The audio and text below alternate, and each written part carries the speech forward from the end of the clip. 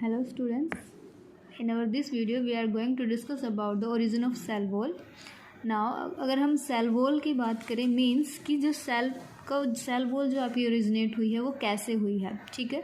तो यहाँ पर जब आप बात कर रहे हैं कि सेल प्लेट फॉर्मेशन की आप बात कर रहे हैं कि सेल प्लेट की फॉर्मेशन कैसे हुई है, प्लांट के केस में आप सेल प्लेट की बात करेंगे। वहीं अगर आप एनिमल्स की बात कर रहे हैं तो हम वहाँ पर टर्म यूज़ करते हैं सेल फर्रो, क्योंकि जो दो सेल आपकी हैं उन दोनों सेल के अंदर आपके, जैसे अगर हम सेल साइकिल की बात करें तो सेल साइकिल के अंदर आपके दो प्रोसीजर चलते हैं। First one is your I phase, second one is your M phase. जब आप आई फेज़ की बात कर रहे हैं तो आई फेज़ के अंदर आपका कौन सा प्रोसेस होता है, कैरियोकाइनेसिस, राइट।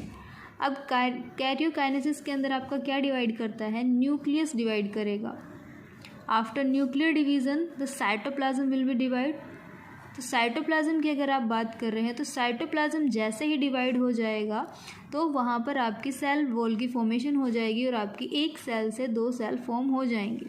अब ये आपका होगा किस फेज पर, तो जब आप इन फेजेस की बात कर रहे हैं तो यहाँ पर जब आप एम फेज़ की बात करेंगे तो एम फेज़ के टाइम पर आपके डिफरेंट स्टेप्स रहेंगे like prophase, metaphase, anaphase and then telophase. तो जो आपका सेल प्लेट का फॉर्मेशन है वो आपकी कौन सी फेज़ के अंदर होता है, टीलोफेज के अंदर होगा, ठीक है। तो यहाँ पर आपको क्या कौन सी फेज़ आएगी, टीलोफेज। टीलोफेज जब आप एंडिंग पॉइंट पर रहेगी उस टाइम पर यहाँ पर साइटोप्लाज्म डिवाइड करेगा। जैसे ही साइटोप्लाज्म डिवाइड करेगा उसी टाइम पर आपकी फॉर्मेशन हो जाएगी यहाँ पर सेल प्लेट की, और जैसे ही सेल प्लेट फॉर्म होगी वहीं उसी टाइम पर आपकी जो है यहाँ पर दो सेल जो है आपकी फॉर्म हो जाएंगी।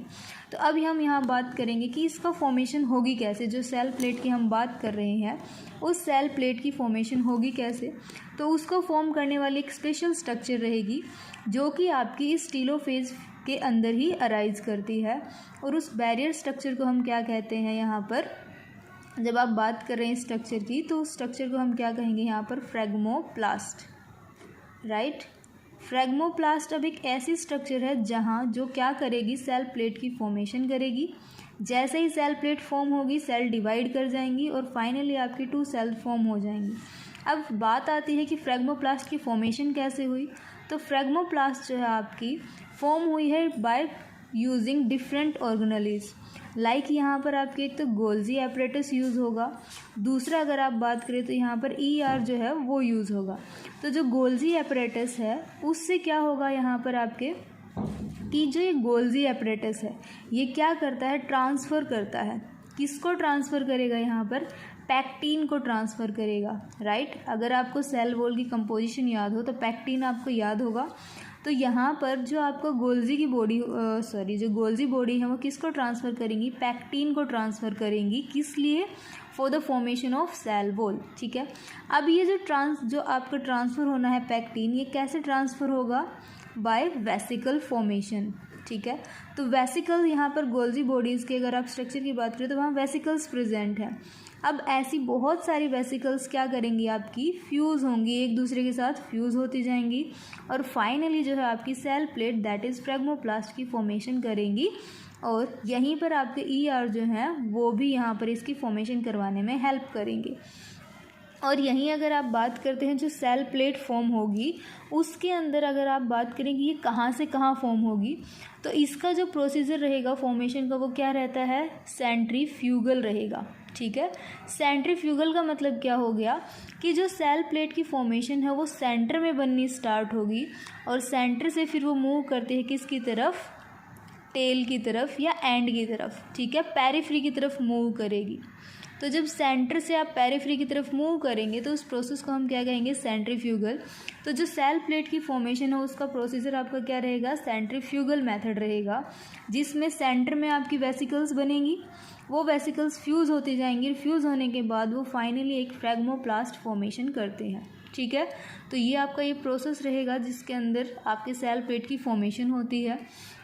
अब बात यहाँ पर आ जाती है, जैसे कि अगर आपको सेल वॉल की स्ट्रक्चर ध्यान हो, कंपोजिशन ध्यान हो, तो हमने पॉलीसेक्राइड्स की बात की थी, वहीं हमने यहाँ पर बात की थी माइक्रोफाइब्रिल्स की। तो यहाँ पर जो आपके माइक्रोफाइब्रिल हैं वो कैसे फॉर्म हो रहे हैं, माइक्रोफाइब्रिल आपके कौन से एंड पर होते हैं, outer most, that is cellulose, right. तो यहाँ पर जो माइक्रोफाइब्रिल है वो आपके कैसे फॉर्म हो रहे हैं, यहाँ पर आपके डिफरेंट एंजाइम्स प्रेजेंट रहेंगे, ठीक है। तो जो एंजाइम है दैट इज सेलुलोज सिंथेटेज, वो एंजाइम जो है यहाँ पर माइक्रोफाइब्रिल्स की फॉर्मेशन करवाने में हेल्प करेगा, और जो आपके सेलुलोज चेन है वो स्पॉन्टेनियसली असेंबल हो जाएंगे। जैसे यहाँ पर माइक्रोफाइब्रिल जो है आपका सेलुलोज सिंथेटेज सेलुलोज की फॉर्मेशन करवाएगा, और जैसे जैसे सेलुलोज की फॉर्मेशन होती जाएगी ये सारे कंबाइन होते जाएंगे। कंबाइन होने के बाद एक चैन फॉर्मेशन होगी, और उस चैन को ही हमने फाइनली क्या बोला है, माइक्रोफाइब्रिल बोला है, ठीक है। तो इस तरीके से यहाँ पर आपकी सेल वॉल की फॉर्मेशन होती है। अब यहाँ पर जब अगर आप बात करते हैं पॉलीसेक्राइड्स के बारे में, तो पॉलीसेक्राइड की जब आप यहाँ बात कर रहे हैं तो जो पॉलीसेक्राइड हैं वो आपके किससे डेराइव्ड हो रहे हैं, यहाँ पर by Golgi apparatus and ER, ठीक है। और ये कैसे रिलीज़ हो रहे हैं, कैसे सीक्रेट आउट हो रहे हैं, by the process of exocytosis. इस प्रोसेस के थ्रू वेसिकल्स रिलीज़ हो रही हैं गोल्जी बॉडी एंड ER से, और उनसे आपकी पॉलीसेक्राइड की फॉर्मेशन हो रही है, साथ ही साथ आपकी सेल प्लेट की फॉर्मेशन हो रही है। तो इस तरीके से जो है आपकी एक सेल जो है वो डिवाइड करती है, सेल प्लेट की फॉर्मेशन होती है, ठीक है। This is all about your origin of cell wall, okay, ठीक है।